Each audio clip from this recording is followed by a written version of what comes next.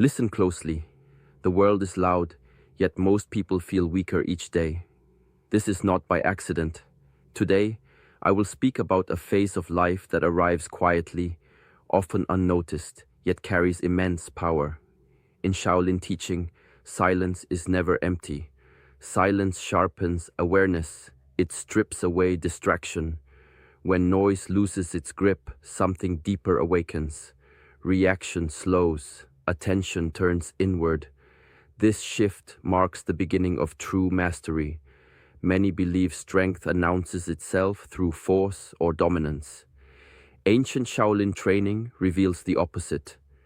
The most powerful phase begins when attention becomes disciplined and energy turns inward instead of leaking outward. Few recognize this moment, even fewer protect it. Across generations, monks trained not only the body, but perception itself. Long before modern psychology, they understood that inner chaos weakens action, while inner stillness multiplies it. This knowledge stayed hidden behind routine, breath, and silence. Those who missed these signs often chased external success and remained restless. Those who noticed them entered a different path. In this video, I will reveal 18 signs that signal entry into the most powerful phase of life. These signs rarely appear in books or motivational talks.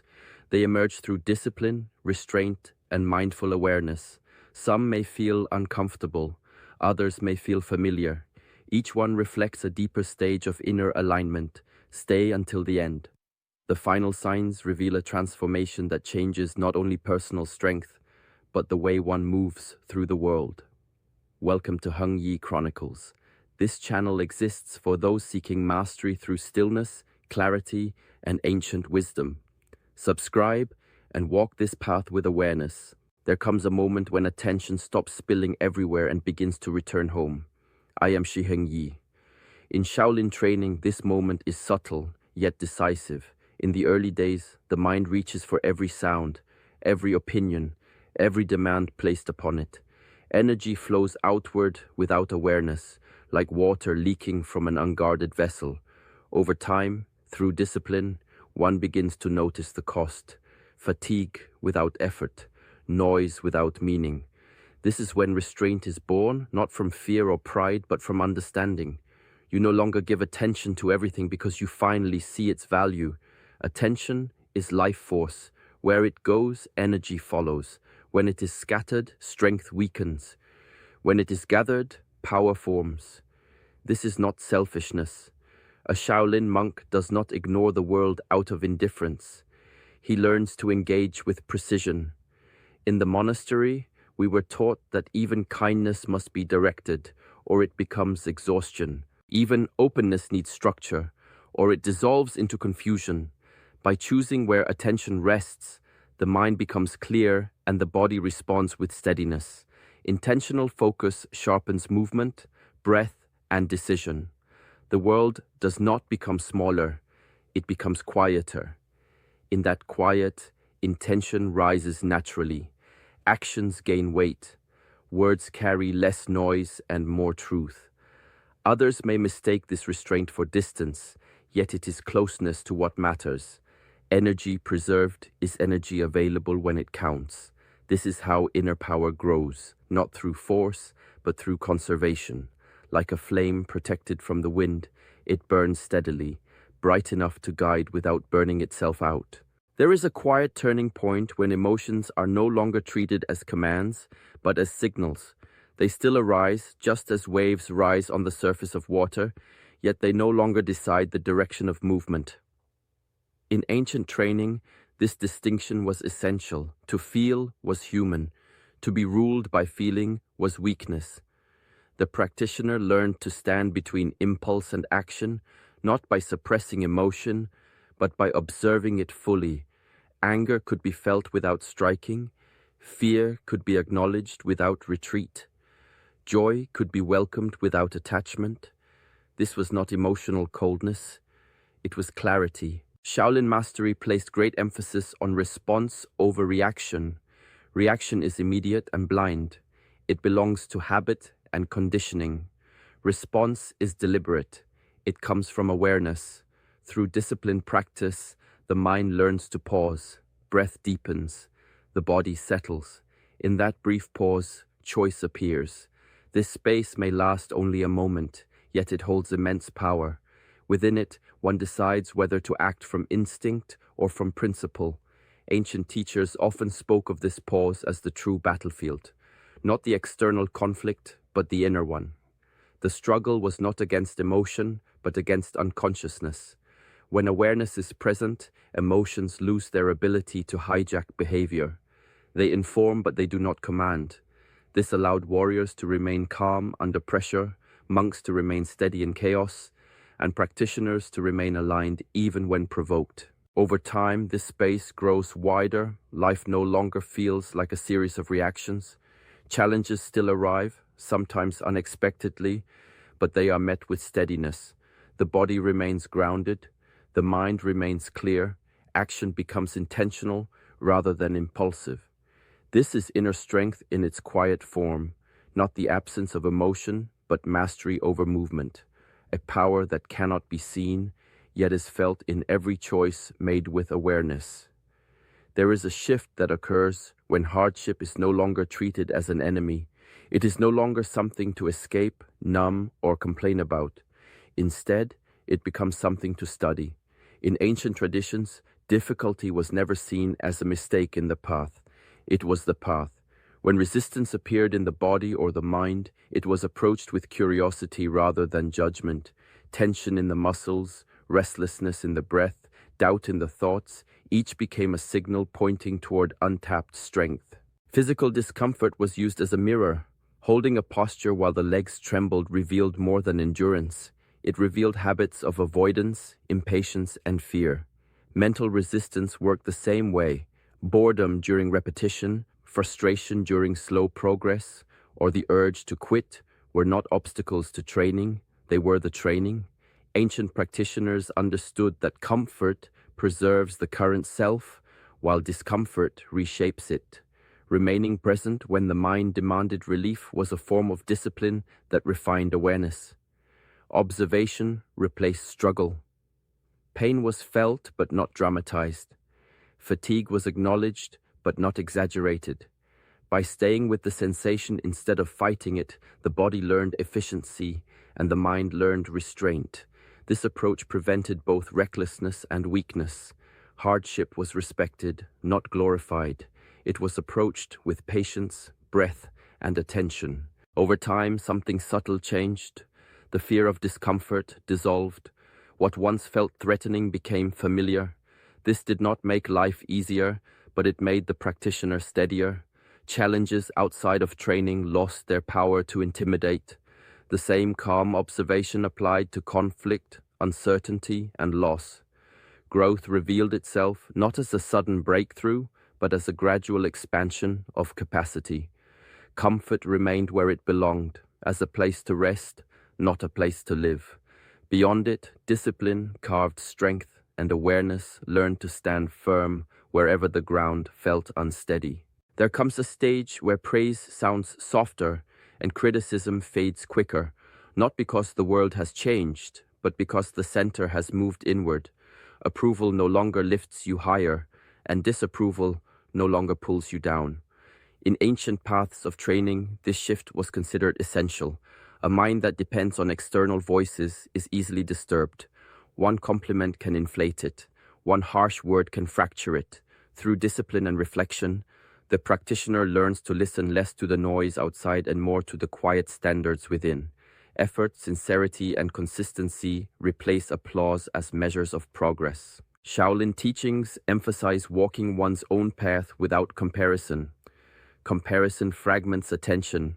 It pulls awareness outward and scatters energy across imagined rankings and borrowed expectations. When this habit loosens, practice becomes cleaner. Movements are refined not to impress, but to align. Decisions are made not to be admired, but to be correct according to principle. This does not create arrogance, it creates stability. The practitioner understands that praise often reflects the mood of others, and criticism often reflects their unresolved struggles. Neither defines the path, In the monastery, advancement was rarely announced. Progress was felt internally through steadier breath, clearer focus, and quieter reactions. The absence of recognition was itself a lesson. It trained the mind to remain committed without reward.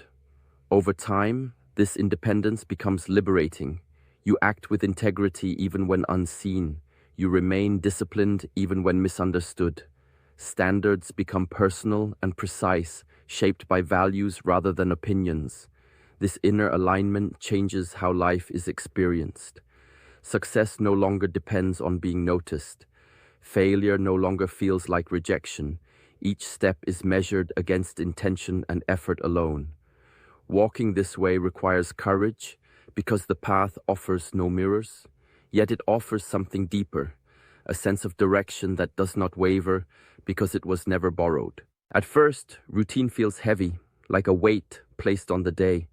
The body resists repetition, and the mind searches for escape. In ancient practice, this resistance was expected. It was not seen as failure, but as the first layer to be understood. Over time, something shifts. The same movements, the same hours, the same discipline begin to feel different. They no longer press down, they steady. Routine transforms from obligation into structure, and structure becomes support. What once felt like punishment reveals itself as care. Each deliberate action becomes a quiet statement of self-respect. Rising early, training consistently, returning to the breath again and again. These are not acts of denial, but alignment. Shaolin teachings never separated discipline from compassion. Harshness toward the self was considered imbalance.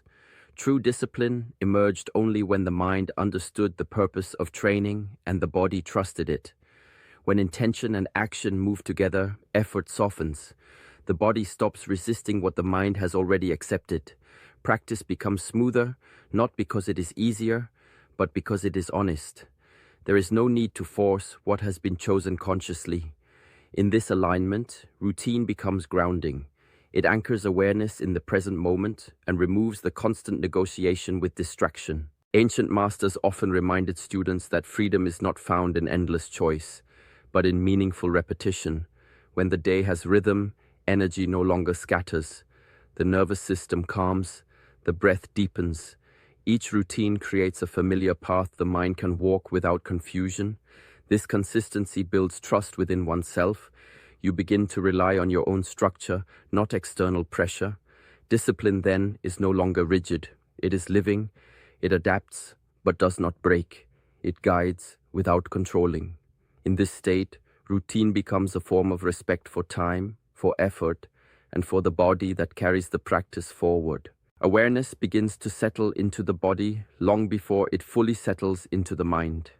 Subtle changes are noticed first. The way the spine carries weight, the shallow breath held without reason, the quiet tension stored in the jaw, the shoulders, the hands. In ancient practice, this observation was not cosmetic or physical alone, it was a doorway. Shaolin wisdom teaches that the body speaks the language of the mind long before thoughts become clear. Where the body is rigid, the mind is often resistant. Where the breath is rushed, the mind is unsettled. Training therefore begins not with ideas, but with posture, breath, and stillness. When the body is aligned, the mind naturally follows. Through disciplined practice, attention is brought into movement and rest alike. Walking becomes training, standing becomes training, even sitting reveals hidden habits. A collapsed posture reflects doubt or fatigue. A tense breath reflects fear or impatience. These are not judged, they are studied. By adjusting the body with intention, the practitioner reshapes inner states without force. Shoulders soften and the mind releases its grip. Breath deepens and thoughts slow. Balance in the body creates balance in perception. Ancient teachings understood what modern minds often overlook. The body cannot lie. Thoughts can deceive, emotions can confuse, but posture and breath reveal the truth of one's internal condition. Control of the body does not mean rigidity, it means awareness. the ability to relax when needed, to root when required, to move without excess. This physical clarity becomes mental clarity. Decisions are no longer clouded by agitation, reactions soften, focus sharpens. Over time, the body becomes an ally rather than a burden. It no longer pulls the mind into distraction, it anchors it in the present. Through this gateway, discipline becomes embodied, not conceptual.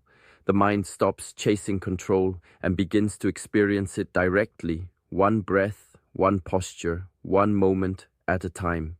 There is a quiet shift when excess begins to feel heavy instead of impressive. What once seemed necessary starts to reveal its weight. In ancient practice, this moment was respected, not rushed. The practitioner learned that strength is not built by adding more, but by removing what drains attention and clarity. Habits are examined without judgment. Some are kept, many are released. Relationships are no longer maintained out of guilt or habit, but out of alignment. The mind, once crowded with constant thought, begins to settle as unnecessary noise is allowed to fade. Simplicity is not withdrawal from life. It is refinement. Like sharpening a blade, material is removed to reveal function. Shaolin wisdom teaches that when life is cluttered, energy disperses. When life is simple, energy concentrates. Each action becomes cleaner. Each decision becomes lighter. The practitioner does not cling to what no longer serves growth. This requires honesty and courage. Letting go often feels like loss at first, yet what follows is space. Space to breathe, space to move, space to train with full presence. Mental clutter is often the last to be noticed. Replayed conversations, imagined futures, unnecessary worries. Through mindful awareness, these patterns are observed rather than entertained. The mind becomes quieter, not empty, but organized. With fewer distractions, intention sharpens. Power begins to gather naturally, without force. Ancient teachings often compared this process to tending a garden. Weeds are not fought with anger, they are removed with consistency. Over time, the soil becomes fertile. What remains has room to grow. In the same way, simplicity creates conditions for inner strength. Without excess pulling attention in all directions, energy flows where it is needed. Practice deepens. Presence stabilizes. Life feels lighter, yet more grounded. This is how power grows quietly, not through accumulation, but through deliberate subtraction. There comes a turning point when the mind no longer searches for someone or something to blame. Life's challenges are no longer excuses to point outward, but mirrors to look inward. In the teachings of ancient masters, blame is seen as a trap. It keeps the mind fragmented and weak. To shift from blame to responsibility is to step into true personal power. Responsibility does not feel like a weight. It feels like control over one's own path. Every choice, every reaction, every step becomes a reflection of self-mastery rather than circumstance. When the rains fell in the monastery, the novices once grumbled, pointing fingers at the weather, at the day, at the labor expected of them. The teacher would simply say, "Your mind carries your world, not the wind." Slowly, they learned that by taking full responsibility for their actions, effort, and presence, they gained authority over life's outcomes. Power no longer depended on changing others or the environment. It flowed from alignment within. Challenges became invitations to sharpen attention, patience, and resilience. Relationships were no longer sources of frustration, but lessons in understanding and compassion.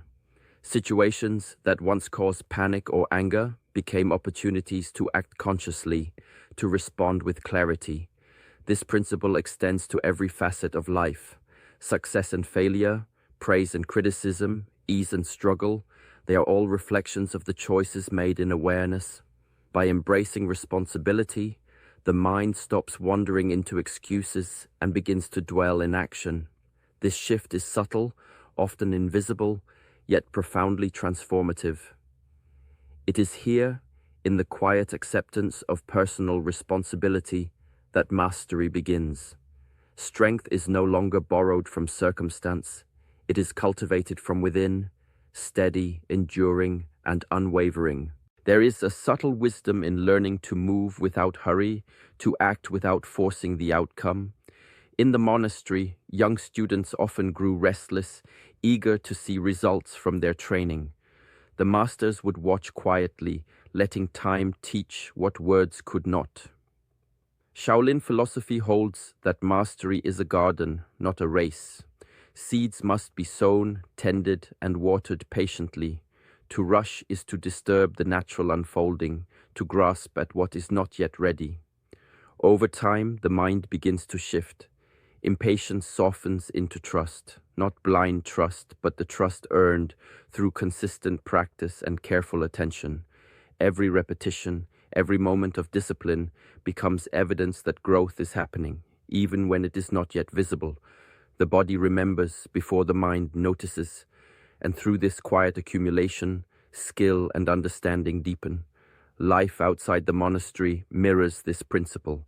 Projects, relationships, personal goals all require steady cultivation. The temptation to hurry, to demand immediate results is constant. Yet those who walk the path of patience learn to observe each stage, to honor the process rather than obsess over the outcome.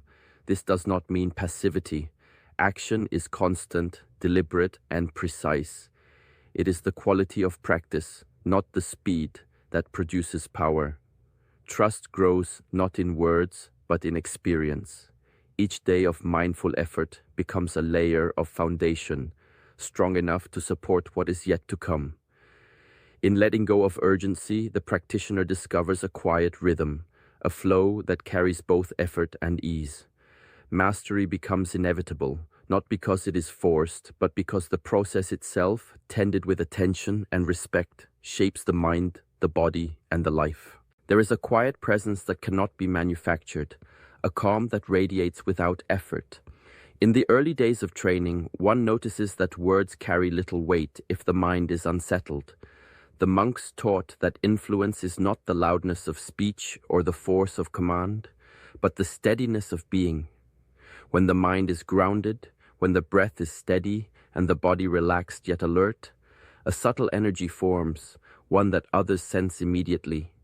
It does not demand attention, it invites it. People instinctively slow, breathe, and listen when such stability is near. In the monastery, a single movement or glance could calm a room not because of authority, but because the energy behind it was aligned, unmoved by distraction. This is the essence of Shaolin teaching.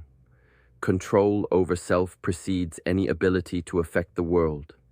The more grounded the individual, the less they need to prove anything. True influence comes from the space between thought and action, from a mind that does not jump at every stimulus, and from a body that is steady in its posture. When walking through life with this inner stillness, the world seems to respond in kind. Tension diminishes in those around you, not from persuasion, but from resonance. Even in chaos, calmness can be a quiet anchor. Over time, this presence becomes habitual. It is not practiced for effect, but as a natural consequence of inner alignment. The strength lies not in dominating the environment, but in mastering one's own inner landscape. In this mastery, influence no longer feels like effort. It simply exists, like a river flowing steadily, shaping the path around it with patience, clarity, and unwavering stability.